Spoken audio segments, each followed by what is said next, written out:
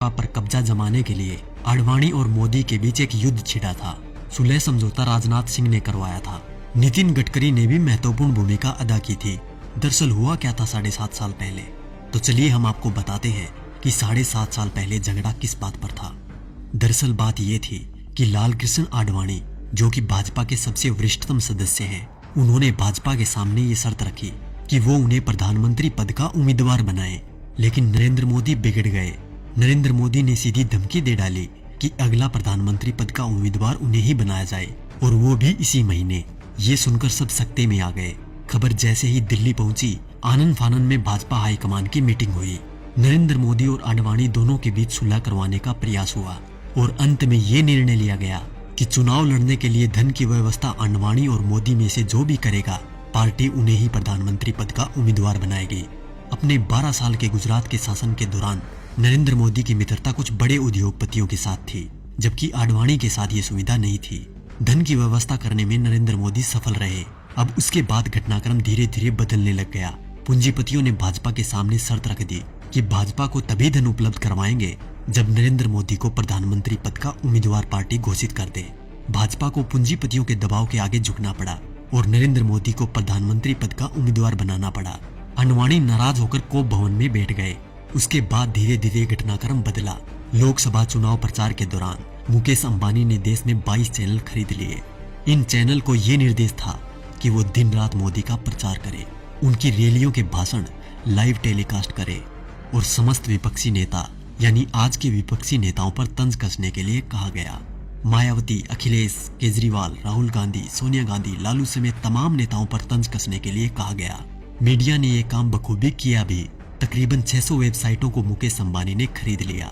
नरेंद्र मोदी ने 400 रैलियां की थी। इन रैलियों का खर्चा अपने 67 पूंजीपति मित्रों के द्वारा उठाया गया। नरेंद्र मोदी को चुनाव प्रचार करने के लिए एक हेलीकॉप्टर दिया गया था। ये हेलीकॉप्टर चुनाव प्रसार के लिए अडानी ने दिया था। जैसे ही परिस्थितियां थोड़ी बदली, देश के प्रधानमंत्री मोदी जी बन गए। अरे मित्रों, मैं तो पीएम बन गया।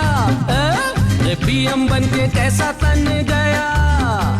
ये विक्ट्री मेरी देखो, ये हिस्ट्री मेरी देखो, जैसे मॉडल मेरे गुजरात का। उसके बाद सिलसिला हुआ कर्ज उतारने का। तो सुनिए क्या क्या हुआ। अडानी को ऑस्ट्रेलिया के क्वींसलैंड शहर में खनन के लिए 600 करोड़ का कर्ज नरेंद्र मोदी ने दिलवाया। उनके पिछले 67,000 करोड़ के लोन को माफ कर दिया गया। मुकेश अंबानी को फ्री में 4G स्पेक्ट्रम दिए गए। इसके अलावा मुकेश अंबानी की कंपनी पर पिछली सरकार द्वारा लगाया गया जुर्माना माफ कर दिया गया। उनके भी कुछ कर्जों का राइट ऑफ कर दिया गया। दैनिक जागरण अखबार ने लोकसभा प्रचार के दौरान नरेंद्र मोदी का बखूबी साथ दिया था, इसलिए इस अखबार के मालिक को मोदी जी ने राज्यसभा में सांसद बना दिया। दैनिक भास्कर अखबार, जिसके मालिक वेदांता कंपनी है, उसको मोदी जी ने छत्तीसगढ़ में कोयले की खदान दिलवा दी। जी न्यूज, जिसने दिन रात नरेंद्र मोदी का प्रचार किया और आज भी कर रहा है, उसके मालिक सुभाष चंद्रा को भाजपा ने राज्यसभा सांसद बना दिया। और अब बात करें किसान और गरीब लोगों की, तो शायद उनके बारे में मुझे बोलने की जरूरत ही नहीं, क्योंकि सभी नेता कोई भी पार्टी का हो एक ही बात बोलता है, कर्ज माफ, लोगों को नौकरी और लड़कियों को सम्मान। तो क्या हुआ भाई साहब, कर्ज तो आप सभी का माफ हो ही गया होगा और नौकरी भी लग गई होगी, आराम से घर बैठकर खाने की। वैसे देखा जाए तो हम जवानों को इस फोन से फुर्सत मिले तब ना। 4G की लहर ऐसी आई है, हमारी आवाज तभी निकलती है जब टिकटॉक और PUBG बैन हो जाए।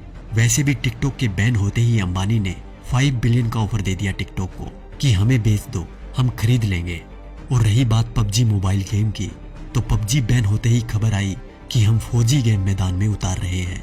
अच्छी बात है, मेक इन इंडिया होना भी चाहिए, पर शायद अब इस गेम से युवा गलत दिशा में नहीं जाएंगे, क्योंकि इसको गंगा के जल से धोकर लॉन्च किया जाएगा।